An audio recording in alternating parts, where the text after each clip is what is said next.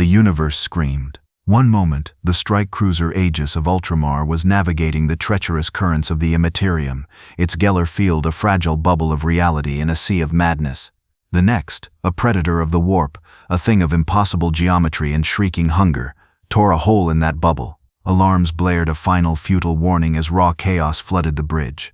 Brother Captain Valerius Invictus of the Ultramarines' 4th Company met the end, as he had met every battle, with a prayer to the God Emperor on his lips and his hand on the grip of his bolt pistol. The bridge buckled, the armored bulkheads screaming as they were peeled back like fruit rind. He saw a vortex of impossible colors, a maw of pure insanity, and then only oblivion. He awoke to silence. The transition was jarring, a violent shift from total sensory overload to absolute peace. His Mark 7 Aquila power armor was reporting a cascade of system failures, but the core functions, life support, auto-senses, and power core, were miraculously intact. He was lying in a shallow crater of scorched earth and twisted metal, the sundered remains of the Aegis's command deck scattered around him. Pushing a warped slab of plasteel off his chest, he rose to his full 8-foot height. The air was clean, the scent of damp earth and living things a stark contrast to the sterile, recycled air of a starship or the acrid stench of a battlefield. Above him, a canopy of green leaves swayed in a gentle breeze under a pale gray sky. "Report," he subvocalized, his voice a calm, disciplined baritone inside his helmet. There was no reply from a Vox officer. There was only static. He was alone.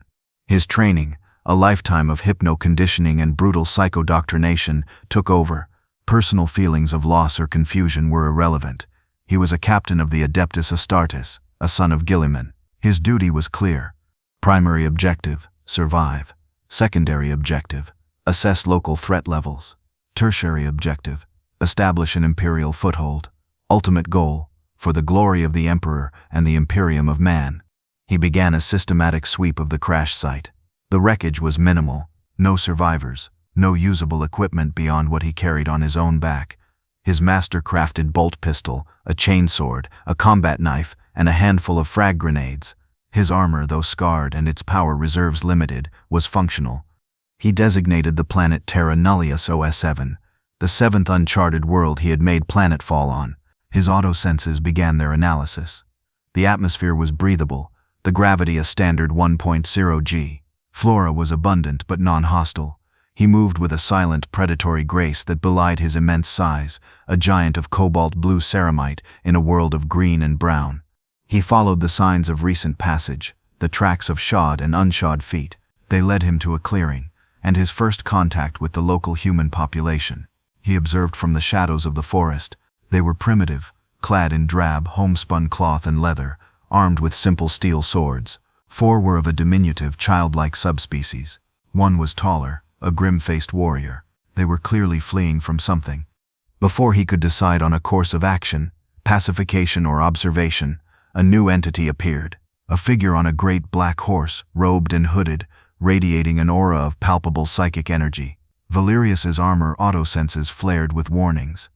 Threat identified. Unsanctioned psyker. Level Gamma. Recommendation: engage and purge. This was a threat he understood. A witch. A sorcerer. An enemy of the imperial truth. But as he prepared to intervene, a new, far greater threat emerged from the sky. A reptilian, winged beast, a creature of nightmare, descended with a piercing shriek. On its back was another of the robed figures. Valerius processed the new data. These were not mere primitives. This world was infested with dangerous Xenos fauna and a coven of hostile psychers. His mission parameters had just been updated.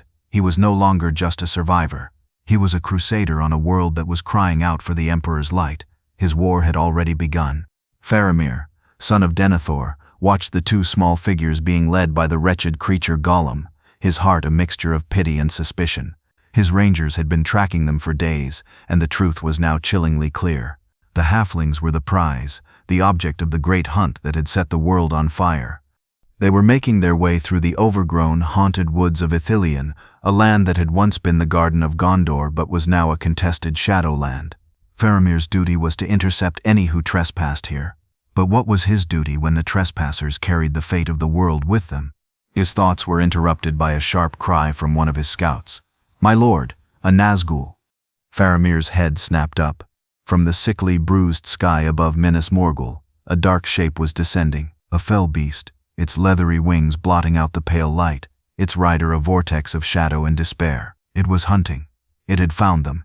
To cover, Faramir commanded his men, his voice a sharp, urgent whisper. Do not let it see you. The rangers melted into the ruins and overgrown trees, their gray cloaks making them one with the stone and shadow. But the hobbits out in a small clearing were completely exposed. The fell beast let out its soul-shattering shriek, and it was in that moment of absolute, paralyzing terror that the third variable made its presence known. From the trees at the edge of the clearing, a figure emerged. It was a giant, clad in armor of a deep royal blue, adorned with strange golden markings, and a symbol that looked like a stylized U. It moved with a speed and purpose that was utterly inhuman, its heavy footfalls thudding on the earth like a war drum. Faramir and his men could only stare in stunned disbelief. What new creature was this? An iron golem from the forges of the enemy? A spirit of the elder days? Captain Valerius Invictus did not see a captain of Gondor or a hobbit from the Shire. He saw human subjects, primitive and disorganized, about to be terminated by a hostile entity. His tactical assessment was instantaneous. The primary threat was the psyker on the flying beast. The secondary threat was the one on the ground. The humans were a non-combatant asset to be protected. He raised his bolt pistol, a weapon the size of a normal man's forearm. The targeting rune in his helmet's display locked onto the fell beast as it began its diving strafe. For the Emperor, he roared, the voice a thunderous, amplified boom that was almost as shocking as his appearance. He fired. The bolt pistol spat a single, mass-reactive shell. The rocket-propelled projectile, containing a core of depleted deuterium, crossed the 100 yards in a heartbeat and struck the fell beast squarely in the chest. The result was cataclysmic. The bolt penetrated the creature's tough, leathery hide and then detonated. The fell beast simply exploded in a shower of black blood and vaporized flesh, its piercing shriek cut short in a wet, final gurgle. The Nazgul, its mount destroyed beneath it, was thrown to the ground, landing in a heap of black robes. Frodo and Sam, who had been frozen in terror, were now frozen in sheer, uncomprehending awe. The second Nazgul, the one on horseback, let out a hiss of pure fury and charged, not at the hobbits but at the blue giant who had just slain its brother's steed. Its Morgul blade was held high, its tip glowing with a sickly, soul-destroying light. Valerius discarded his now empty bolt pistol. He had only had one magazine, and drew his chainsword. The weapon roared to life, its adamantine teeth spinning with a sound like 1,000 angry hornets. It was a sound of pure, industrial 41st millennium slaughter, and it was utterly alien to the ancient, magical world of Middle-earth. He met the Nazgul's charge. The confrontation was a clash of two fundamentally different kinds of horror. The Nazgul was a creature of supernatural dread, its power derived from sorcery, fear, and its connection to its dark master. Captain Valerius was a being of physical, technological, and ideological terror, his power derived from genetic engineering, advanced weaponry, and an unshakable fanatical faith. As the Nazgul charged on its black steed, its aura of terror washed over the Space Marine. It was a psychic assault designed to break the will, to fill the heart with a despair so absolute that a man would wish for his own death. Valerius felt it as a cold, unpleasant pressure against his mind. His decades of hypno-conditioning and psycho-indoctrination immediately kicked in. His mind was a fortress, its walls built of litanies of faith and hatred. He did not fight the fear. He purged it, replacing it with the cold, clean fire of his devotion to the Emperor. "Suffer not the witch to live," he roared, the litany a shield against the Wraith's power.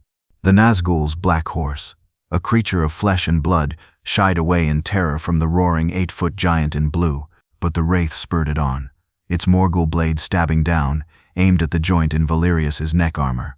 Valerius did not dodge. He met the attack with his roaring chainsword. The magical blade of Angmar met the adamantine teeth of a weapon from a galaxy of endless war. The sound was a high, piercing shriek of tortured metal and protesting magic. The Morgul blade, which could cut through steel and flesh and soul, was held, its sorcerous edge being ground away by the spinning diamond-hard teeth. With a surge of his transhuman strength, Valerius pushed upwards, shattering the ancient blade into 1,000 pieces. At the same time, he swung his massive armored fist and struck the horse in the head, a single brutal blow that pulped its skull and sent it crashing to the ground. The Nazgul was thrown from the saddle, landing in a heap. It rose silently, its physical form unharmed, and glided towards Valerius, the hilt of its broken sword still in its hand. It was in this moment of chaos that the ring made its move. Frodo, startled by the violence, had stumbled and fallen. The ring, on its chain, slipped over his head and flew through the air, landing with a soft thud in a patch of muddy leaves, halfway between the hobbit and the fighting demigods. It lay there, gleaming, forgotten for a moment by all but one. Sauron, his will focused on his servant, screamed in the wraith's mind to seize the prize. But Valerius was in the way. He advanced on the dismounted Nazgul, his chainsword held low. "Psyker filth," he growled. "Your existence is a blight upon the holy human form. You will be purged." The Nazgul let out its piercing shriek and lunged, stabbing forward with the jagged shards of its broken sword. Valerius simply sidestepped the clumsy attack, his movements impossibly fast for a being of his size. He brought the flat of his spinning chainsword down on the wraith's arm, not to cut but to shatter. The ancient bones, held together by sorcery, broke with a dry, cracking sound. The wraith stumbled back, its arm hanging uselessly. It was a being that had not known true, physical pain in millennia. Valerius discarded his chainsword, its fuel now spent. He drew his massive combat knife, a foot-long slab of gleaming adamantium. "In the Emperor's name," he intoned, and he charged. He was not trying to outfence the wraith. He was a space marine. He was a walking tank. He slammed into the Nazgul's ethereal form with the force of a battering ram. The impact sent them both crashing to the ground. Valerius was on top, his immense weight pinning the creature of shadow. The Nazgul hissed and clawed at him with its good hand, but its spectral fingers could find no purchase on his blessed ceramite armor. "Die, witch," Valerius roared, and he began to stab. He did not stab with finesse. He stabbed with a brutal piston-like rhythm, driving his combat knife into the wraith's chest again, and again, and again. The physical blade did little to harm the creature's spirit, but that was not the point. He was a space marine. His every action was an act of faith, his every blow a prayer of hatred for the unclean. He was not just attacking its body, he was attacking its very existence with the sheer, overwhelming force of his conviction. The sheer, fanatical belief in his god-emperor was a psychic force in itself, a holy fire that was being channeled through his physical blows. The Nazgul screamed, a sound of pure spiritual agony. Its form began to flicker, its black robes turning to smoke. The physical anchor that bound it to the world was being brutally, systematically, and faithfully dismantled. With a final guttural prayer, Valerius drove his knife into the empty space beneath the wraith's hood, and twisted. The Nazgul's form dissolved, not into a fleeing spirit, but into a cloud of black shrieking dust that was scattered by the wind. Its soul, its very essence, had been so thoroughly savaged by the physical and spiritual assault that it had been for all intents and purposes destroyed. Captain Valerius rose, his blue armor splattered with black dust. He had faced a demon of this world and had purged it with faith and steel. His duty was done. And then his eyes fell upon the simple golden ring, gleaming innocently in the mud.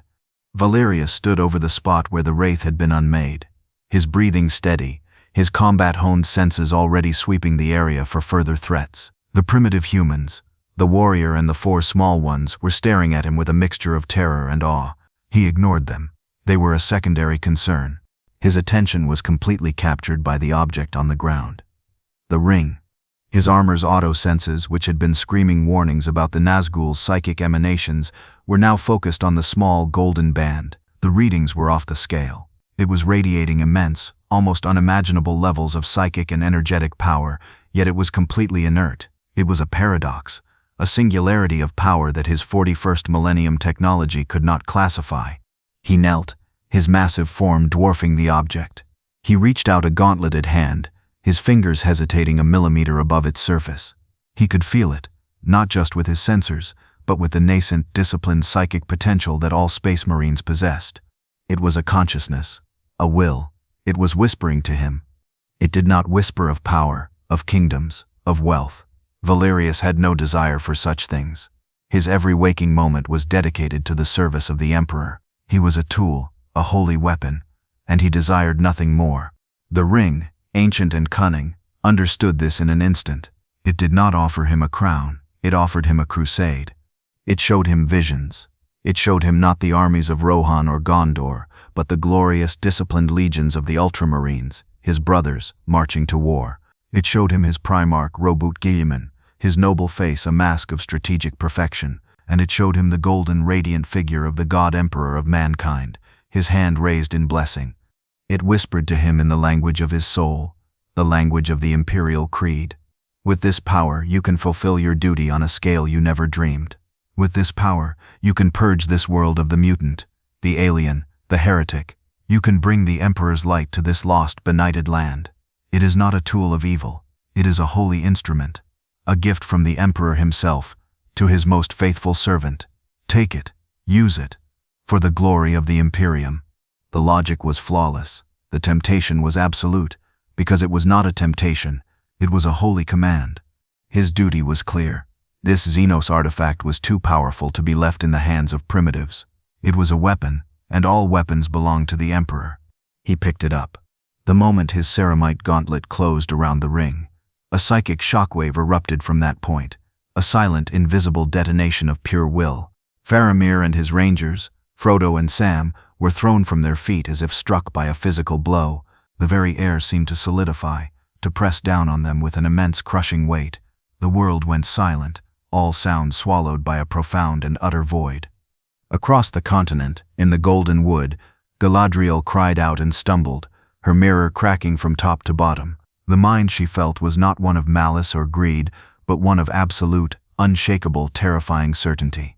And deep in the land of Mordor, in the highest chamber of the Barad-dûr, the great eye of Sauron constricted in a spasm of pure, unadulterated terror.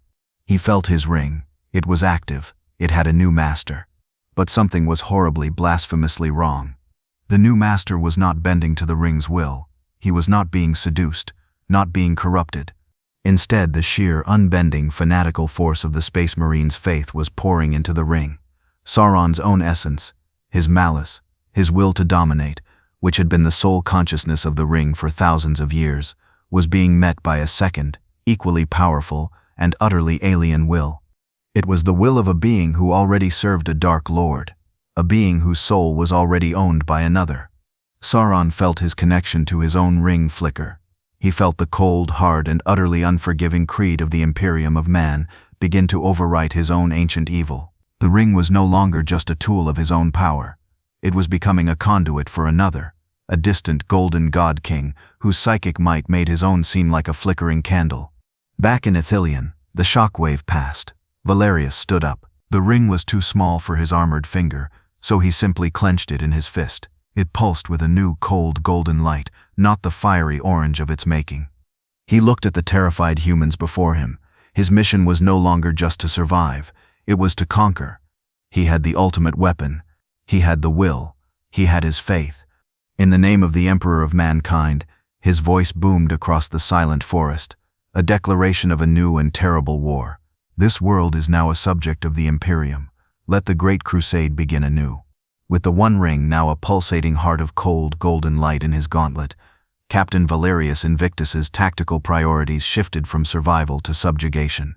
A crusade required an army, and he was alone. This was a logistical problem that needed to be solved with imperial efficiency. His gaze fell upon the primitive humans still cowering on the forest floor. They were weak, disorganized, and superstitious. They could perhaps be forged into a local militia, a planetary defense force. But it would take time. Time he did not have. He needed soldiers now. He needed a force that was already inured to hardship, violence, and the brutal realities of war. He turned his back on Faramir's party and strode into the woods, his armor's sensors now augmented by the ring's own power. He could feel the life force of every creature for miles, the hateful, chaotic minds of the orcs, a discordant symphony against the cleaner, simpler thoughts of beasts and men. He had a target. He moved with the relentless purpose of a Terminator, his 8-foot frame crashing through the undergrowth. After an hour of tracking, he found them, a large orc warband, 200 strong, making their camp in a defiled ancient ruin. They were a hideous sight, a mob of brutish, snarling creatures, fighting over scraps of meat and sharpening their crude, rusted blades. They were mutant filth, an affront to the holy human form, and they were perfect. Valerius did not plan a subtle ambush. He was an ultramarine. His strategy was overwhelming force applied at the decisive point. He was the decisive point. He strode into their camp. The orcs, who had been squabbling and roaring, fell into a stunned silence. They stared at the giant in blue armor, who had just walked into the center of their camp as if he owned it. A few of the larger ones, their courage bolstered by sheer stupidity, roared and charged, their cleavers raised. Valerius's bolt pistol was gone, but his chainsword was not. The weapon roared to life, and the battle, if it could be called that, began. It was a slaughter. Valerius was a demigod of war, his every movement a perfectly executed kata of death, his chainsword carved through crude iron armor and tough green flesh with equal ease. The orcs, who fought as a chaotic, individualistic mob, were no match for a single perfectly disciplined warrior who could move faster than they could see and whose strength could pulp their skulls with a single punch. But he was not just fighting. He was using the ring. He did not use it to turn invisible or to command their minds directly. Not yet. He used it to project an aura. It was not the simple, mindless terror of the Nazgul. It was the crushing, awe-inspiring terror of the Imperial Creed. The orcs felt it as a wave of absolute, unshakable authority. They looked at him and saw not just a warrior, but a divine executioner, an angel of a god far greater and more terrible than their own distant, shadowy master. The battle lasted 10 minutes. When it was over, Valerius stood on a pile of dismembered orc bodies, his blue armor drenched in black blood. Half the warband was dead. The other half, 100 strong, were on their knees, their weapons thrown to the ground, trembling and whimpering in the face of a power they could not comprehend. Their savage courage was utterly broken. Valerius stood before the defeated orc chieftain, a hulking beast with one eye and a broken tusk. The creature was on its belly, groveling in the mud. "You have served a master of shadow and lies," Valerius's voice boomed, amplified by his helmet's vox grill. A creature of the warp, a puppet of the great enemy. He reached out his gauntleted hand, the one that held the ring, and placed it on the orc chieftain's head. The ring pulsed with a brilliant golden light. He did not offer a choice. He did not seek to persuade. He used the ring's ultimate power, domination. He pushed his own unbending will, his absolute fanatical faith in the god emperor, directly into the orc's primitive, chaotic mind. The orc chieftain screamed, a sound of pure, psychic agony. Its mind, a simple thing of hate and hunger, was being forcibly rewritten. It saw visions it could not understand. It saw a golden throne on a world of impossibly tall spires. It saw legions of men in blue armor marching across 1,000 worlds. It saw the radiant, terrifying face of a golden god, a master of mankind who demanded not simple fear, but absolute, unquestioning, worshipful obedience. The orc's will shattered. It was hollowed out, and a new alien creed was poured into the empty space. The chieftain slowly, shakily, rose to its knees. The hate and savagery in its one good eye were gone, replaced by a new, terrifying light, the light of the true believer. For the emperor, the orc chieftain rasped, the words a strange, guttural blasphemy. Valerius moved down the line of the cowering survivors. One by one, he placed his hand on their heads. One by one, they screamed as their minds were broken and remade. When he was finished, 100 orcs knelt before him.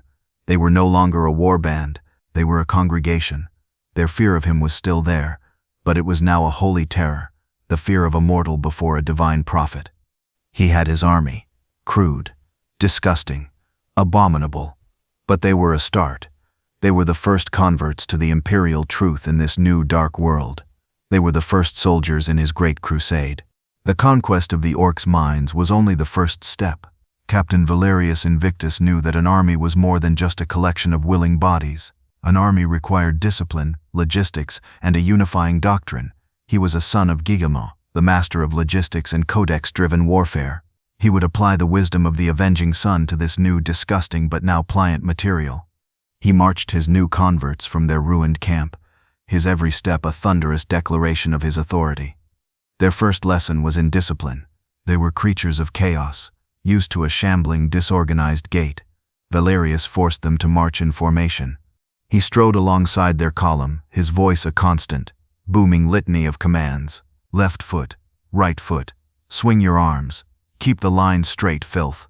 Any orc that stumbled, that fell out of step, that looked at its neighbor with the old familiar aggression, was met with a swift, brutal, non-lethal blow from the flat of his gauntlet. The lesson was learned through pain and repetition. Within a day, the shambling horde had been beaten into a crude but recognizable marching column. Their next lesson was in combat doctrine. The orcs fought as individuals, seeking personal glory and the best loot. This was anathema to the imperial way of war. Valerius gathered them in a great open field. "You are no longer a mob," he declared. "You are a weapon, and a weapon has only one purpose: to serve the will of the one who wields it. You will fight as one, or you will die as individuals." He took their crude, mismatched equipment and had it standardized. He took their curved, jagged cleavers and, using a captured grindstone, had them reshaped into a uniform, brutal but effective approximation of a legionary's gladius. He took their mismatched shields and had them locked together. He taught them the meaning of a shield wall. He would stand before them, and he would order them to hold their ground. Then he himself would charge them, a single blue juggernaut. The first time he did it, they broke and scattered in terror.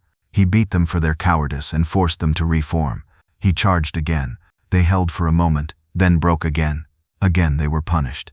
He charged a third time. They held. Their shields buckled under his assault. Their bodies were thrown back, but the line did not break. They had learned the meaning of holding a position against an overwhelming force. But the most important and most terrifying part of their transformation was their spiritual re-education. Valerius was not just a captain, he was a chaplain of the imperial creed in all but name. He understood that a soldier's true strength came not from his arms, but from his faith. Every evening, he would gather the orcs around a great bonfire. He would stand before them, the one ring on his gauntlet pulsing with a cold, golden light, and he would preach. He could not teach them the subtle complexities of the imperial truth, so he taught them a simplified, brutal version of it, a catechism for the savage mind. "There is only one God," he would roar, his voice echoing across the plains. "The Emperor," the orcs would chant back, their voices a guttural, terrifying chorus. "What is our purpose? To serve the Emperor." What is the fate of the mutant, the alien, the heretic? To be purged. He used the ring to reinforce the lessons, to project images of golden light and imperial eagles into their minds, to associate the name of the Emperor with the absolute authority and power they saw before them. He was not just their commander, he was their prophet, their link to the new terrible god they had been forced to worship. He gave them a new name. They were no longer orcs of Mordor. They were the Auxilia Imperialis, the Imperial Auxiliaries, the 1st Ithilien Regiment. The transformation was absolute. The orcs' natural savagery was not erased, it was channeled, it was given a focus. Their chaotic evil was replaced by a cold, disciplined, fanatical evil. They no longer fought for themselves, they fought for a distant golden god-king from another galaxy, a being whose name they could barely pronounce, but whose prophet they feared and worshipped with every fiber of their being. They were, in a twisted, blasphemous way, the first true servants of the Emperor in Middle-earth. The ripples of Captain Valerius's actions began to spread through the lands of the West, carried on the winds of rumor and the terrified whispers of those who had seen the impossible. The free peoples were accustomed to the shadow of Mordor, a familiar and ancient evil, but this was something new, a shadow that did not move in the way they expected. Merchants on the Great East Road, who had long feared the random, chaotic raids of orc warbands, now spoke of a new and even more terrifying sight.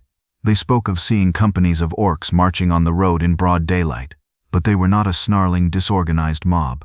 They were a silent, disciplined column, their black iron armor gleaming, their steps in perfect thudding unison. They marched under a strange new banner, a stylized blue U on a white field. They ignored the travelers, their eyes fixed forward, their purpose unknown and deeply unsettling. Farmers in the borderlands of Rohan near the Entwash found their livestock untouched, their homesteads unraided, but they would wake to find the bodies of orc patrols from the White Mountains lying in their fields, slain with a brutal, tactical precision, and left with the same strange blue symbol painted on a nearby rock. This new power was killing orcs, but its methods were as cold and merciless as the enemy it fought. These tales eventually reached the ears of Gandalf and Aragorn, who were with the Rohirrim, planning the next phase of the war. They had just dealt with Saruman at Isengard, and were preparing to ride for Minas Tirith. They sat in the golden hall of Meduseld, a map spread between them, when a messenger from the border wardens of Gondor arrived. his face pale and his eyes wide. "My lords," the messenger said, his voice trembling, "there is a new power in Ithilien. Gothmog, the lieutenant of Morgul, led a legion across the river to hunt the spies that have been plaguing our lands. They were met at the crossroads, and they were annihilated." Gandalf's eyebrows shot up. "Annihilated? By Faramir's men?" "No, Master Gandalf," the messenger said. "The reports are mad. They say it was an army of orcs, but orcs that fought like a wall of iron from the north. They say they fought in silence, under a blue banner, and that they slaughtered Gothmog's legion to the last man. And the one who led them, the stories say it was a giant in blue armor, a demon of light who wielded a sword of thunder." Aragorn and Gandalf exchanged a look of cold, dawning horror. They had not forgotten the strange, silent warrior who had appeared in Ithilien, the one who had so brutally dispatched the Nazgul and then vanished. They had assumed he was a lone, wandering anomaly. They had not considered that he might be building an army. "A blue banner," Aragorn murmured, his mind going back to the strange blue armor of the warrior. "It is him. He has taken the orcs for his own," Gandalf said, his voice a low, grim whisper. "He has turned the servants of one dark lord into the soldiers of another. This is a sorcery I do not understand. It is a corruption of the very idea of command." The strategic situation had just become infinitely more complex. They were no longer fighting a single, known enemy. They were fighting a two-front war against two different and seemingly warring factions of darkness. "What is his goal?" Theoden asked, his brow furrowed.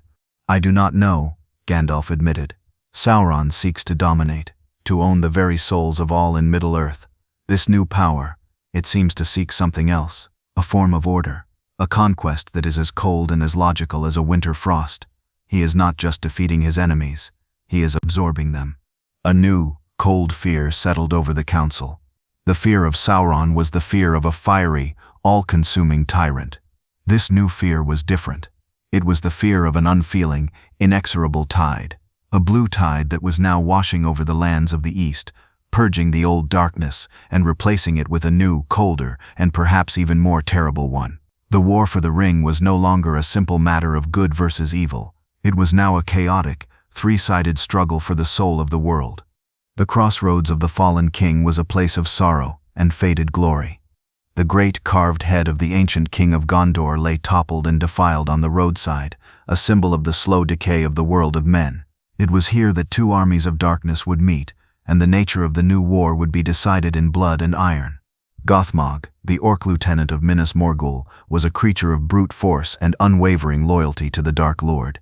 He led a legion of 5,000 of Mordor's finest, a tide of snarling hate and rusted steel. He had been sent to crush this upstart blueskin army and to remind the world of the one true power. He saw the enemy arrayed before him, a smaller force, perhaps 2,000 strong, standing in silent, disciplined ranks, and he laughed, a wet, gurgling sound. "Orcs. Fighting in formation. It was a joke." "Break them," Gothmog roared.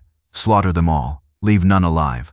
The Mordor Legion charged, a chaotic, screaming wave of individual warriors, each seeking glory and fresh meat. Captain Valerius Invictus stood at the head of his new imperial auxilia. The ring on his gauntlet pulsed with a cold, commanding light. He saw the enemy's charge, and his tactical mind, the mind of an ultramarine, assessed it with contempt. A disorganized charge, no flank security, no range support. It was a textbook example of primitive, inefficient warfare. "First rank," his amplified voice boomed, a sound of pure, unfeeling authority. "Shields, brace for impact." His auxilia, their minds gripped by the ring's power and his own terrifying presence, obeyed instantly. The front line of 1,000 orcs slammed their new standardized iron shields into the ground, locking them together, their pikes leveled over the top. They were a solid, unbreachable wall of black iron. "Second rank, archers. First volley, on my mark." The second rank, another 1,000 orcs armed with crude but powerful crossbows, raised their weapons. "Fire." A single, disciplined volley of 1,000 black-feathered bolts hissed through the air. It was not a chaotic storm like an orc archer volley. It was a single, concentrated sheet of death that struck the front lines of the charging Mordor Legion. Hundreds of orcs fell, their charge momentarily faltering. It was too late. The wave of Mordor orcs crashed against the shield wall. The battle that followed was a perfect, brutal illustration of discipline versus savagery.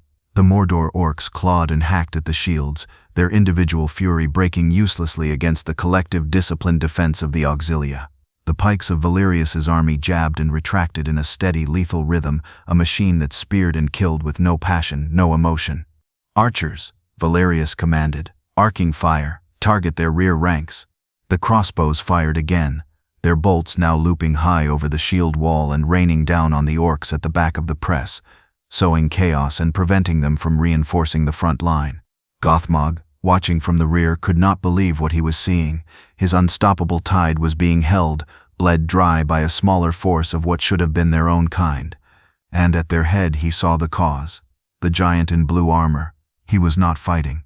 He was simply standing, a silent, commanding presence, and the entire battle seemed to revolve around him. "Break them! Send in the trolls!" Gothmog shrieked in frustration. From the back of the Mordor army, a dozen great mountain trolls lumbered forward, their massive clubs held high. They were the line breakers, the living siege engines of Mordor. Valerius saw them coming. "Target the large hostiles," he stated calmly. He did not need to give a more specific order. He reached out with the power of the ring, and a single clear command burned in the minds of his archers: knees. As the trolls began their charge, a concentrated volley of crossbow bolts was aimed not at their thick hides or heads, but at their knee joints. The iron-tipped bolts could not penetrate deep, but 100 of them, striking the same vulnerable spot, had their effect. Trolls roared in pain and surprise as their legs buckled, sending them crashing to the ground. Valerius now made his own move. "Advance," he commanded his shield wall, and he himself strode forward, his chainsword roaring to life. He was the tip of the spear. He smashed into the now wavering Mordor line, his chainsword a blur of death. He was not just a commander, he was a god of war, and his presence turned the tide into a rout. His auxilia advanced behind him, their shield wall now a moving fortress of pikes and shields, pushing the broken, terrified Mordor orcs back, trampling them underfoot. Gothmog, seeing his army collapse, his trolls defeated, and the blue giant carving a path directly towards him, finally knew fear. He turned his warg and fled, leaving his army to be annihilated. The Battle of the Crossroads was a slaughter. By the time the sun set, the 5,000 orcs of Mordor were a carpet of black-blooded corpses. Valerius had not lost a single one of his own soldiers.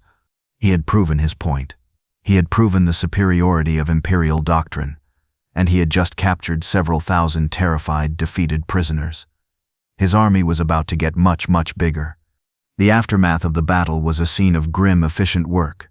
Under the cold, watchful gaze of Captain Valerius, the surviving orcs of Gothmog's legion, now numbering close to 3,000, were rounded up, their weapons were confiscated, their armor stripped, and they were forced to their knees in the muddy, corpse-strewn field. They expected to be tortured and killed. They were orcs. That was the nature of defeat. But Valerius had no interest in simple slaughter. These were not enemies to be exterminated. They were raw materials to be repurposed. He had them build a great pyre, not for the dead, but as a pulpit. He stood atop the pile of burning troll and orc bodies, a towering figure of blue steel against the backdrop of the setting sun and the black smoke. The ring on his gauntlet pulsed with a steady, commanding golden light that seemed to draw every eye. The captured orcs trembled before him, their hearts filled with a terror that was new to them. It was not the hot, angry fear of a whipmaster. It was the cold, absolute fear of a god. Valerius began to speak. His voice, amplified by his helmet's vox, boomed across the silent field, a sermon of iron and faith. "You have lived your lives in darkness," he began, his tone not of anger, but of cold, hard fact. "You have served a master who is a coward and a liar, a shadow that promises you only a share of the world's ruin. He sends you to die for his own petty ambitions, and you have died, in your thousands." He pointed a gauntleted finger at the carnage around them. "Look upon your dead. Look upon the failure of your master.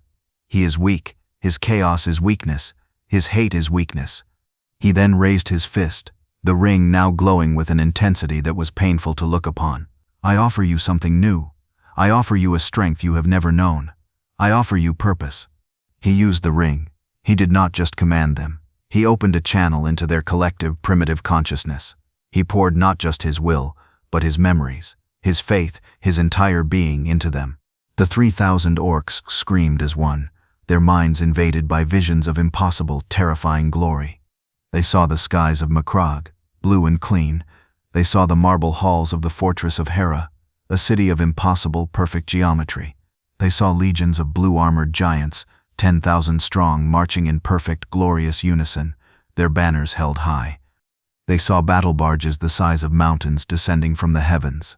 They saw titans, great, walking god machines, their weapons leveling cities with a single fiery blast.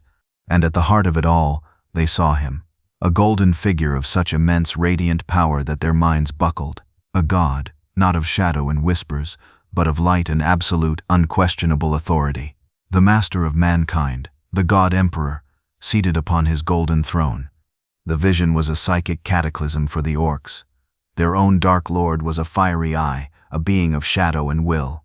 This new god was a being of physical, manifest glory, the master of a galaxy-spanning empire of pure, unadulterated power. Sauron was a king of shadows. The emperor was a god of suns. Your old master offered you mud and blood, Valerius's voice boomed, narrating their re-education. The god emperor offers you a place in a crusade that will burn the stars clean. Your old master gave you rusted cleavers. The emperor will give you guns of fire and armor of steel. He was offering them a new, greater, and far more terrifying form of darkness. The darkness of absolute, fanatical order. You have a choice, he concluded, the vision fading, leaving the orcs panting and shaking on the ground. You can die here, tonight, as the nameless mutant filth you have always been. Or you can be reborn. You can rise, take your place in a new greater army, and die with the name of a true god on your lips. Die as a soldier of the Imperium of Man. He held out his hand, the ring a single golden star in the twilight. Serve the Emperor, or die in heresy. There was no real choice. One by one, the orcs, their minds shattered and remade, their wills no longer their own, began to prostrate themselves on the ground. They pressed their foreheads into the mud and the blood, and from their throats a new terrible chant began to rise, a guttural, broken but utterly fervent whisper that would soon become a roar. For the Emperor. Valerius looked down upon his new kneeling army of 5,000. His crusade was just beginning. With his new, vastly expanded army of Imperial Auxilia, Captain Valerius's strategic objective became clear. An army needed a fortress. A crusade needed a capital. He had no intention of building one from scratch. The primitives of this world had already done the work for him. His gaze, both physical and psychic, turned east, towards the vale at the feet of the Mountains of Shadow. There lay the city of Minas Morgul, the fortress of the Nazgul. It was a place of absolute, concentrated evil, a city that glowed with a sickly, corpse-like green light, its very stones saturated with millennia of suffering and dark sorcery. To any being of Middle-earth, it was a place of ultimate horror, a bastion of the enemy to be shunned or, at best, besieged from a safe distance. To Captain Valerius Invictus, it was perfect. He saw not a haunted city, but a prefabricated, fully operational forward operating base.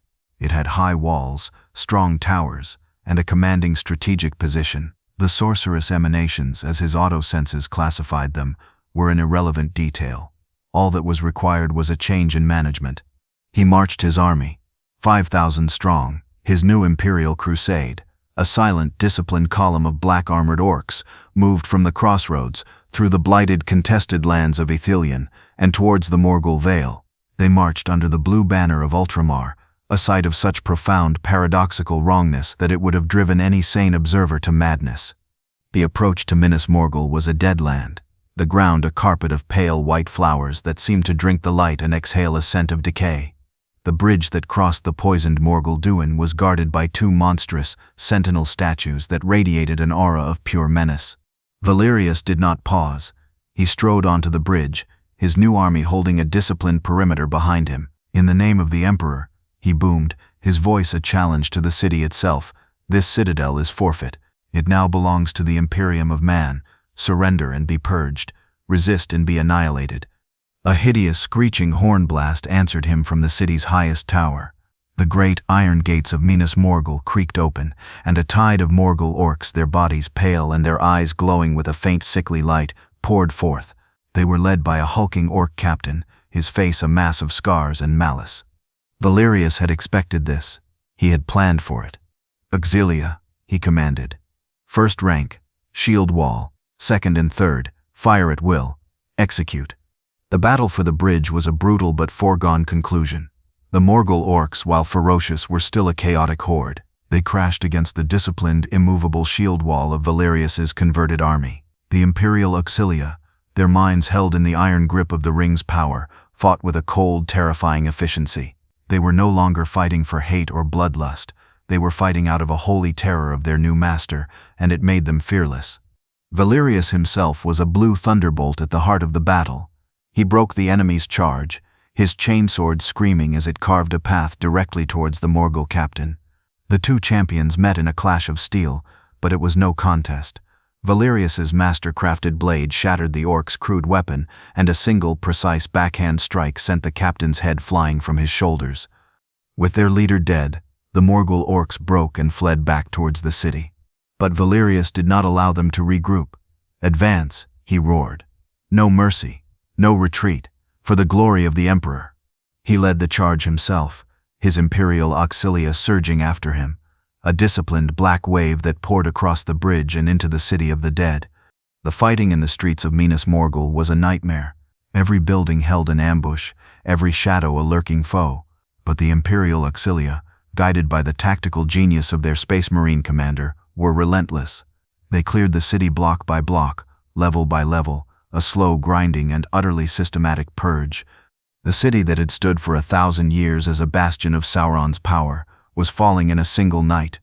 Not to an army of elves or men, not to a hero of the light, but to another, even darker power that had come to claim it for its own. The battle for Minas Morgul reached its climax at the base of the highest tower, the spire where the Witch King himself resided. The last of the city's orc garrison had been slaughtered, their bodies now littering the pale, luminous streets. Only the tower remained, a final bastion of the city's ancient sorcerous power. Valerius stood before the great iron-bound doors of the citadel. He did not need a battering ram. He simply raised his gauntlet, the ring pulsing with a cold, hard light, and focused his will. The ancient rune-etched doors, which were warded with spells of breaking and despair, blew inwards as if struck by an artillery shell. He entered alone.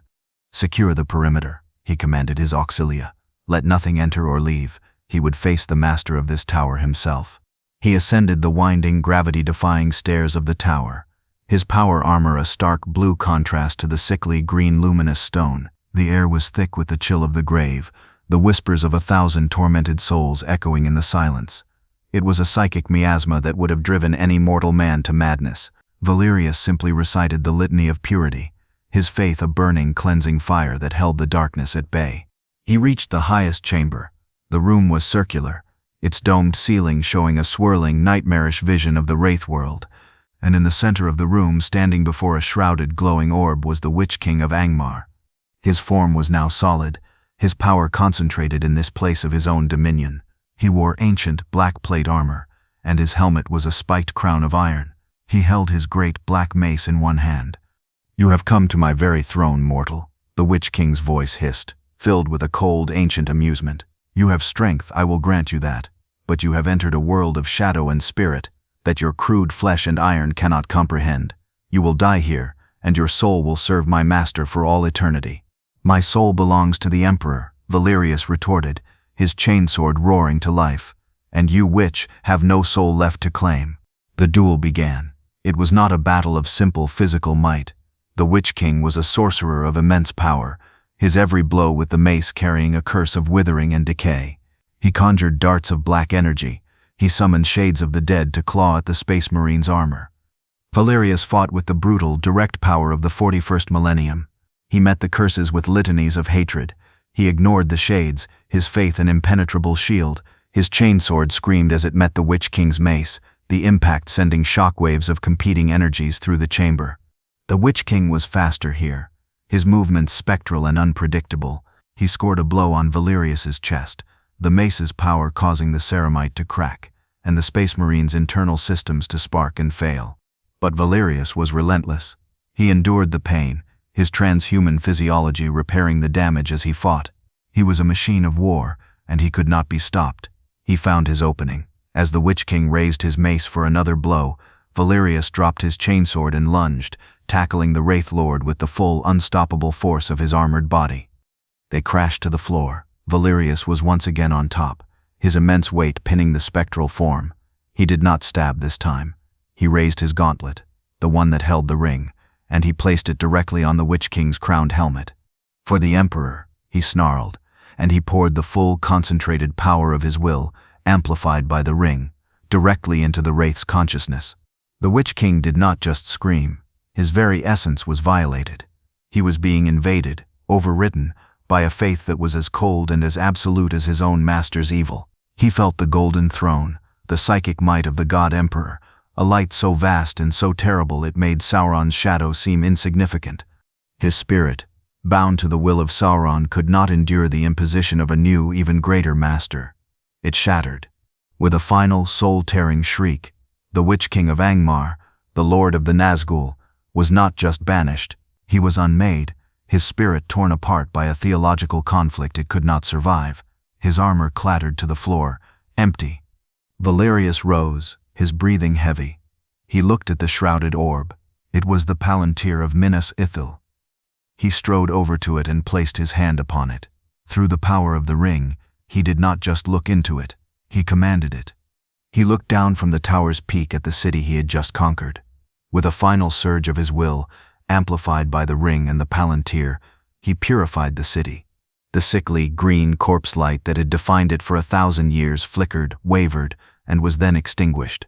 It was replaced by a new light, a cold, steady, and utterly unforgiving blue glow that emanated from the tower itself.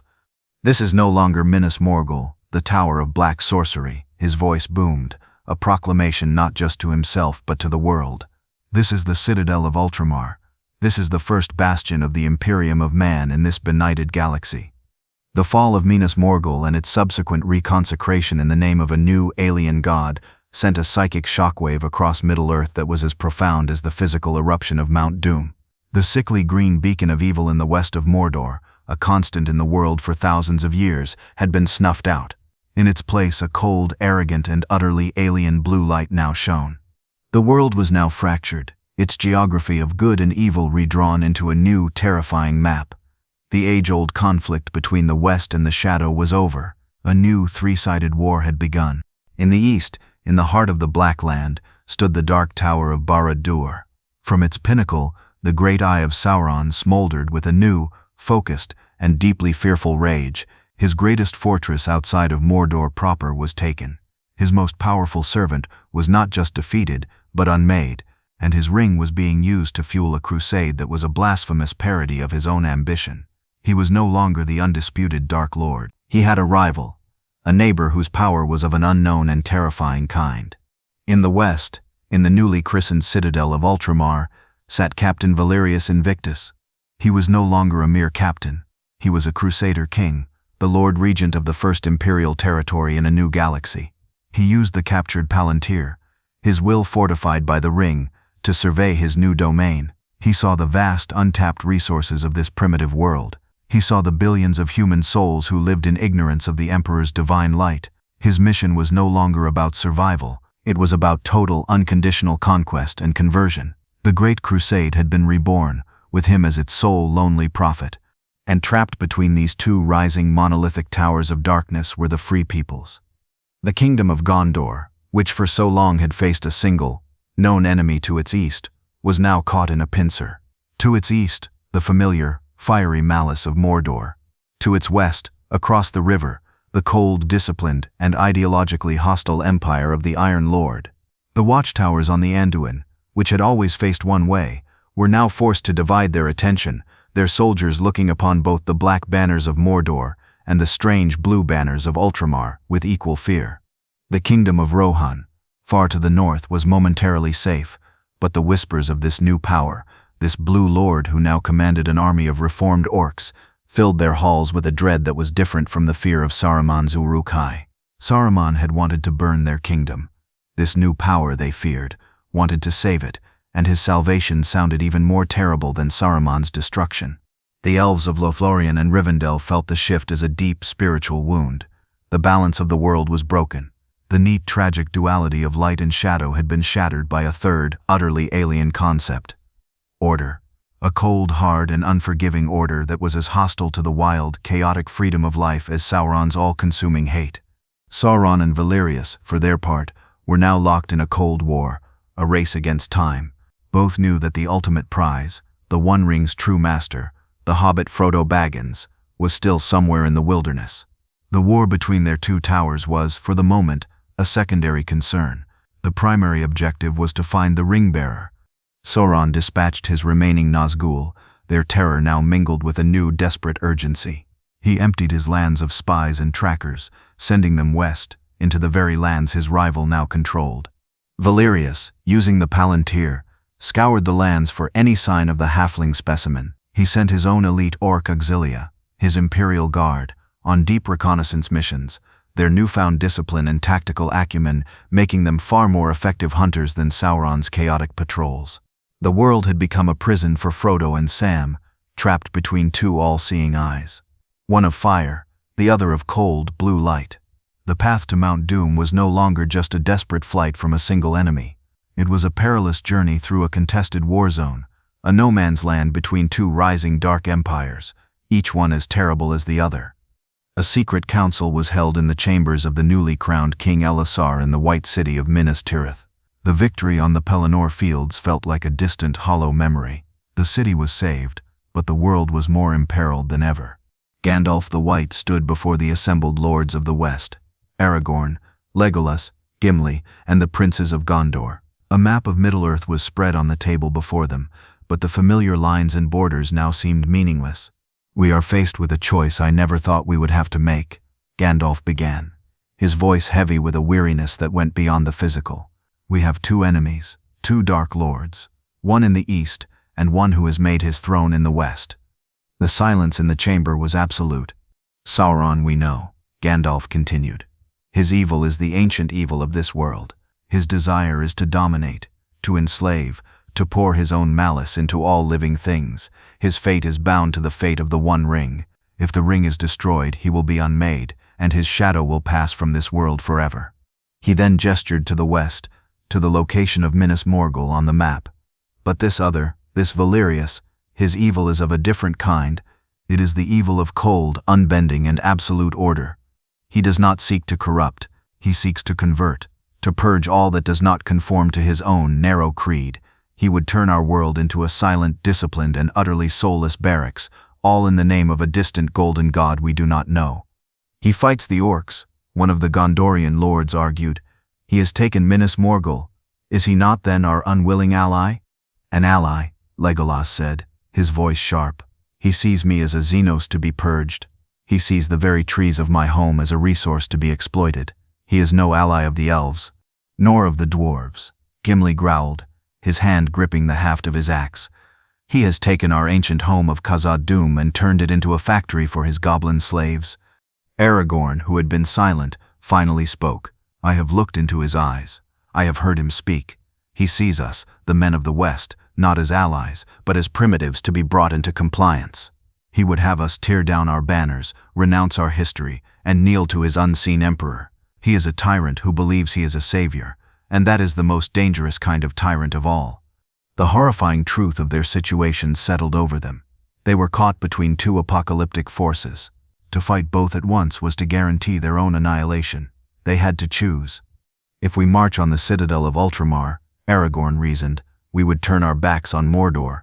Sauron would be free to find the ring-bearer, or to sweep across our undefended lands. We cannot do that." "But if we march on Mordor," the Gondorian lord countered, "we leave this Iron Lord free to build his own empire in our lands. When we are done with Sauron, if we are even victorious, we may turn around to find a new, even stronger enemy at our backs." It was an impossible strategic dilemma. It was Gandalf who saw the one, slender, desperate thread of hope. It was a terrible, unholy gamble. "We must focus on Sauron," the wizard declared, his voice a low, grim finality. "Sauron's power, his very existence, is tied to the ring. The Iron Lord Valerius also uses the ring. It is the source of his power to dominate, to forge his new army. But his own personal strength, his armor, his very being, they are his own. He is not a creature of the ring in the same way Sauron is." He looked around at the grim faces. "This is our gamble," he said. We must trust in Frodo. We must trust that he can complete his quest. If the ring is destroyed, Sauron will be utterly vanquished, and the Iron Lord, his greatest weapon, will be taken from him. His power to dominate the wills of others will be broken. His Orc crusade will collapse into chaos. And he himself, Aragorn asked. He will remain, Gandalf admitted, a single, powerful, and utterly alien warrior, alone in a world that is not his. A king without a kingdom, a prophet without a god. He will still be a danger, but a danger we can, perhaps, face on our own terms. Once the great shadow has passed, the choice was made. It was a choice born of desperation, an unholy and unspoken temporary alliance of necessity. They would allow the Iron Lord to continue his war against Sauron's forces in the west, letting the two shadows bleed each other, while they focused all their own, dwindling strength on the primary target. They would march on the Black Gate. They would stake the entire future of the world on the hope that destroying one Dark Lord would be enough to cripple the other. It was the greatest gamble in the history of Middle-earth. The decision, once made, was acted upon with a grim, desperate speed. The army of the West, a pitifully small host of 7,000 men from Gondor and Rohan, marched from the reclaimed city of Minas Tirith. They did not march as conquerors. They marched as bait. Aragorn, now crowned King Elessar, rode at their head, the banner of the White Tree unfurled for the first time in centuries. Gandalf was at his side, his white robes a stark contrast to the blighted, ash-choked lands they were entering. Their goal was the Black Gate of Mordor, the Morinnon. They would present themselves as a final, arrogant challenge to Sauron, a desperate attempt to draw his great eye, his full and undivided attention away from the land of Mordor itself. They were creating a diversion, a final hopeless battle, to give two small hobbits a chance to crawl to the finish line. But their grand, desperate strategy was now complicated by the new player on the board. As they marched, their scouts brought them constant, terrifying reports from the west. "The blue light of Minas Morgul is moving, my lord," a rider reported to Aragorn. "An army of the Iron Lord's orcs has marched from the city. They are not marching east, towards us. They are marching south, along the edges of the Mountains of Shadow." Gandalf understood immediately. He is not interested in our battle. He knows it is a feint. He is hunting. The ring is drawing near to the fire, and its call grows stronger. He is moving to intercept the ring-bearer. The gamble they had taken was now a razor's edge. They had hoped the two Dark Lords would fight each other. Instead, they were both now converging on the same singular prize. It had become a race. Aragorn's host arrived before the Black Gate, a grim, iron-toothed maw in a wall of jagged mountains. They arrayed themselves on the hills of slag and cinder, a tiny island of defiance in a sea of despair. They were a pathetic challenge to the might of Mordor, and they knew it. The mouth of Sauron rode forth, his taunts and his despair-inducing revelations falling on the grimly determined army. He was dismissed, and the final battle began. The Black Gate opened, and the full remaining might of Barad-dûr poured forth. Tens of thousands of orcs, trolls, and Easterlings, a tide of hate that vastly outnumbered the army of the West. The battle was a desperate, hopeless affair. The men of Gondor and Rohan formed a circle on the hills, their backs to each other, facing a tide of enemies from all sides. Aragorn fought like a king of old, Andúril a white flame in the darkness. Gandalf's light was a beacon of hope. But they were being overwhelmed. And as they fought for their lives, as they sold their lives dearly to buy a few more moments for Frodo, the true war was being fought miles away, on the slopes of Mount Doom. Valerius Invictus, from his tower in the citadel of Ultramar, was not watching the battle at the gate. He knew it was a meaningless sideshow. He was using the Palantir, his will amplified by the ring, to scour the land of Mordor. He could feel it. The ring. It was close. Its power was a roaring furnace in his mind. He focused his gaze, his psychic senses, on the fiery mountain that dominated the landscape. Oroad Druin, Mount Doom. He saw them, two small, struggling figures, crawling up the fiery slopes. The halfling specimen. He had found him. Victory was at hand. He had no need to go himself. He had dispatched his army for this very purpose. His legions of Imperial Auxilia, who had marched south, were now closing in on the eastern slopes of the mountain, a disciplined, blue-pincered trap to cut off the ring-bearer's final approach. The two Dark Lords were playing two different games. Sauron was playing chess, moving his great army to crush his opponent's king. Valerius was playing a sniper's game, ignoring the king, his sights fixed solely on the single critical target, and his target was now in sight. Captain Valerius Invictus stood in the highest chamber of his new citadel, the palantir of Minas Ithil before him. The air crackled with a focused, controlled power. The one ring on his gauntlet was no longer just a source of domination. It was a psychic amplifier of unimaginable magnitude, and he was using it to focus his will through the Seeing Stone with a clarity that no wizard or Dark Lord had ever achieved. He had bypassed the eye of Sauron, whose attention was consumed by the glorious, pointless battle at the Black Gate. Valerius's gaze was fixed on the fiery heart of this land, on the volcano, on the prize. He saw the two halflings, he saw their struggle, their exhaustion, and he felt the ring. Its power was reaching a crescendo, a roaring symphony of malice and will that was now so close to the fires of its creation it seemed to make the very stone of his tower vibrate. He was about to give the final command to his auxilia, who were closing in on the mountain slopes, to converge, to seize the halfling, to bring him the prize. It was in that moment of imminent, absolute victory that the ring played its own, final, desperate gambit. It was a tool of Sauron, and its deepest instinct was to return to its true master. It could not control the iron will of the Space Marine. It could not tempt him with power he already intended to take. So it did the only thing it could. It tried to break him. It opened a channel. It used the immense reality-warping power of its proximity to the crack of doom, and it showed him the one thing he had always taken on faith. It showed him the object of his worship. It showed him the God-Emperor of mankind. The vision was not a glorious, golden icon. It was not the radiant, conquering God from the imperial propaganda. It was the truth. The chamber around Valerius dissolved. He was no longer in a tower in Middle-earth. He was in a vast, dark, cavernous space, filled with the hum of ancient arcane machinery. And before him, upon a great golden throne of baroque, nightmarish complexity, sat his god. The emperor of mankind was a corpse. He was a skeleton, ancient and desiccated, its bones a dry, parchment yellow. It was fused to the throne by a web of 1,000 life support cables and psychic conduits. Its eye sockets were black, empty pits from which a faint, ghostly light emanated. Its mouth was a silent, lipless O of eternal silent screaming. This was not a king. This was not a god.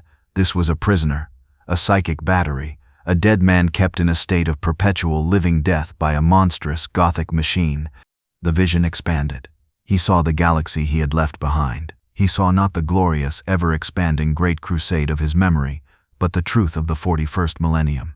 He saw 1,000,000 worlds, each one a cesspit of superstitious, terrified humanity, offering up their prayers to a god who could not hear them. He saw the endless, pointless, grinding wars against aliens and heretics. He saw the decay, the stagnation, the technology that was no longer understood but only worshipped. He saw the trillions of lives sacrificed, not for a glorious future, but simply to maintain the dying, rotting present for one more day.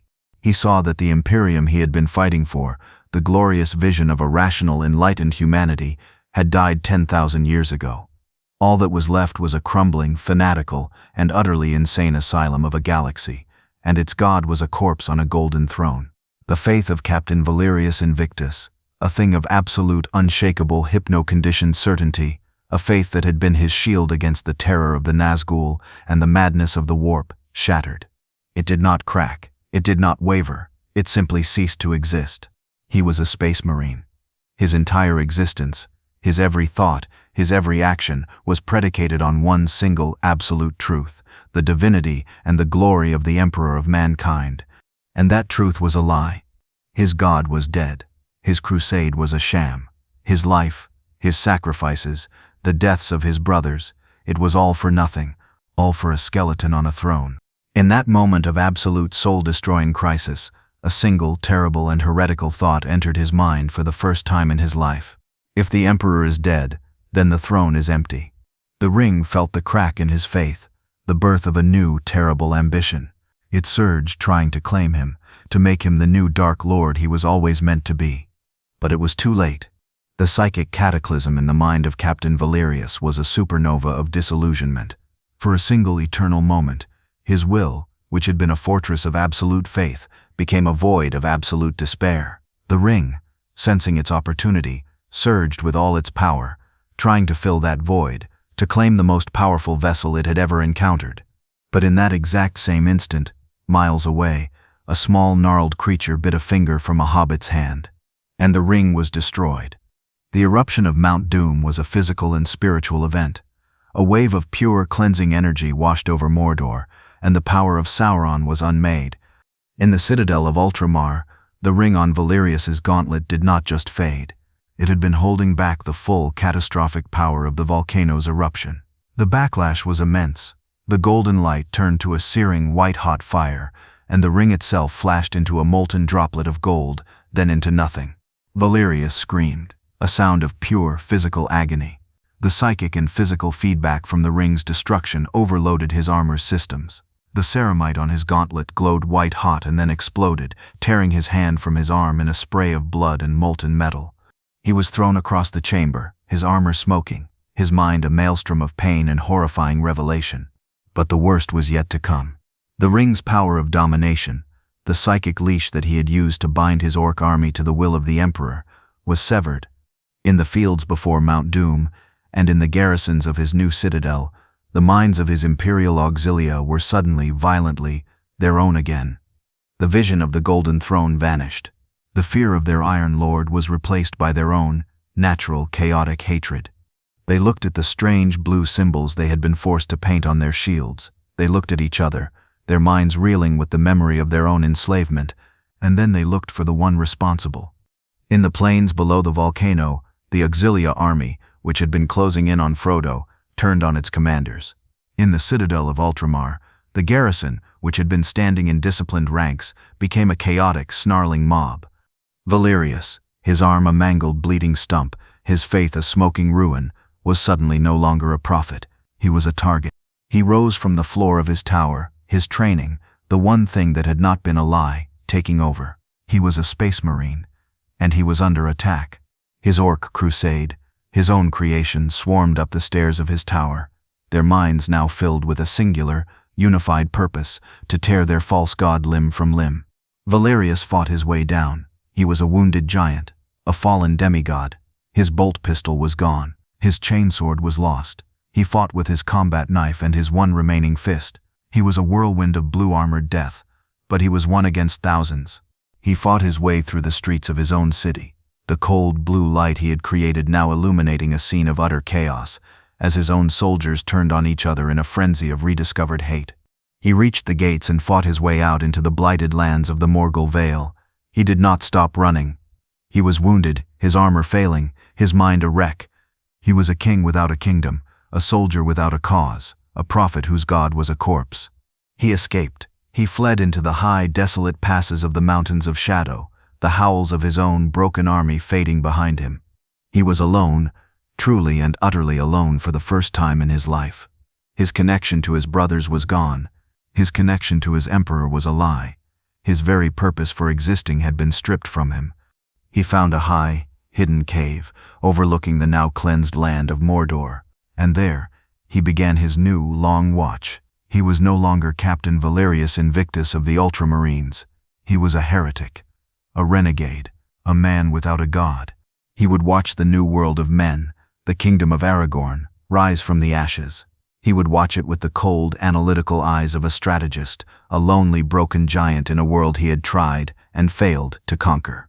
He was a relic, a ghost, his crusade a forgotten nightmare. He would watch and he would wait for a new purpose or a final lonely death, haunted for the rest of his unnaturally long life by the one single soul-destroying truth he had learned in this strange new world. The Emperor was dead.